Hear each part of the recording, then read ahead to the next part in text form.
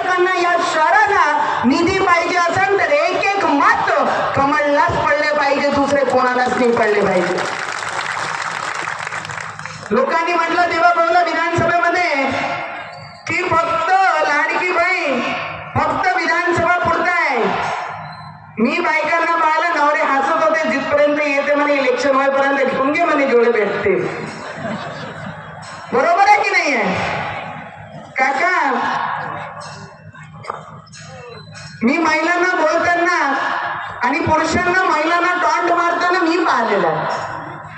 माणसं सगळे म्हणायचे विधानसभाचे इलेक्शन होऊ दे, तिथपर्यंत जेवढे भेटते 2 महिन्याचे 3 महिन्याच्या सोबत घेऊन घे म्हणे, नंतर पाहू म्हणे. पण मी माझ्या सगळ्या भावांना सांगते की आमचा देवा भाऊ महिलांच्या पाठीशी उभे राहणार आहे. फक्त मतदानाचा वापर करणारा देवा भाऊ नाही, आयुष्याचे शेवटचे टोकापर्यंत देवा भाऊ महिलांच्या पाठीशी उभे राहून त्यांना साथ देणारा देवा भाऊ आमच्या महाराष्ट्राचे मुख्यमंत्री. या गावामध्ये मायाताई आपल्याला मी अभिनंदन करेन. या पूर्ण एरियाचा मतदारसंघाशी मला प्रेम आहे.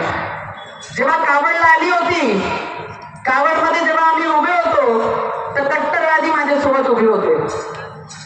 तेव्हा माझे रक्तात छत्रपती शिवाजी महाराज आणि डॉक्टर बाबासाहेब आंबेडकरांच्या रक्तांचे विचार घेऊन मी चालते. मी बाकी कोणालाही मोजत नाही, कोणालाही मोजत नाही. कितने आए कितने गए और कितने आएंगे और कितने जाएंगे. पहले तो महिलाएं बाहर निकलती नहीं, निकली तो झांसी की रानी और आई जिजाई होए शिवाय वो भेटती नाही. आणि तीच गोष्टी मी माझ्या मतदारसंघामध्ये बरेचशा लोकांनी म्हटलं नवनीत राणा पराभूत झाली, आता घरी बसा म्हणू. नवनीत राणाने पदर खोसलेला, नवनीत राणा घरात बसणारी नाही, विरोधकांना उत्तर देण्यासाठी घरातून बाहेर निघालेली आहे. तर थांबणारे आपण महिला नाही आहे.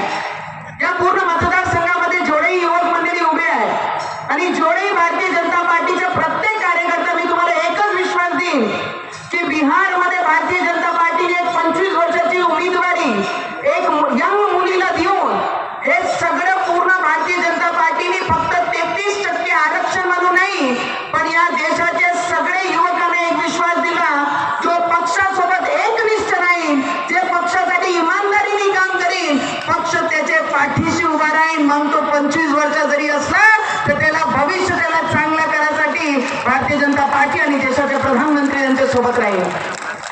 देशामध्ये त्या दिवशी 4-5 दिवस आधी जेव्हा देशाच्या प्रधानमंत्रींनी अयोध्यामध्ये राम मंदिरावर धर्माचा ध्वज लावलं, ते पाकिस्तानवर एक बोट आली, पाकिस्तानवर बोट दाखवण्यात आली आमच्या धर्माच्या ध्वजवर. त्या लोकांना आमची संस्कृती, आमचा धर्म, आमचे विचार काय माहीत की मंदिर पूर्ण झाल्यानंतर तिथे घुम्मट लावावं लागते आणि धर्माचा ध्वज तिथे उभा करावा लागते. आणि तिथून यांचे एक्सटर्नल मिनिस्टर म्हणतात कि मोदी जी अपने विचारों को आगे रख के बाकियों को डोमिनेट कर रहे हैं. अरे पाकिस्तान तुमको बोलना है, अगर उंगली दिखाई तो उंगली काटने की भी ताकत हिंदुस्तान में. धर्म के आगे किसी की नहीं चलेगी, धर्म के आगे किसी की नहीं चलेगी, विचारों के सामने किसी और को खड़े भी नहीं होने देंगे.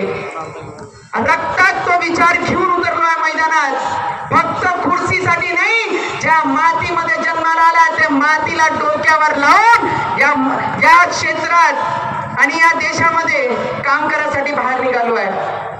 मी आपल्याला एवढंच सांगाल, ना कटना है ना बटेंगे ना कटेंगे. इस बार ना बटना है ना कटना है और एक रहना है और सेफ भी रहना है. के अपनी ताकत दिखाते हैं ना, हम लोगों को भी ऐसी ताकत दिखानी है ना आपल्यामध्ये ताकद की नाही? एकदा हात वरती करून सांगा किती लोक पाठीशी राहील आमचे पूर्ण.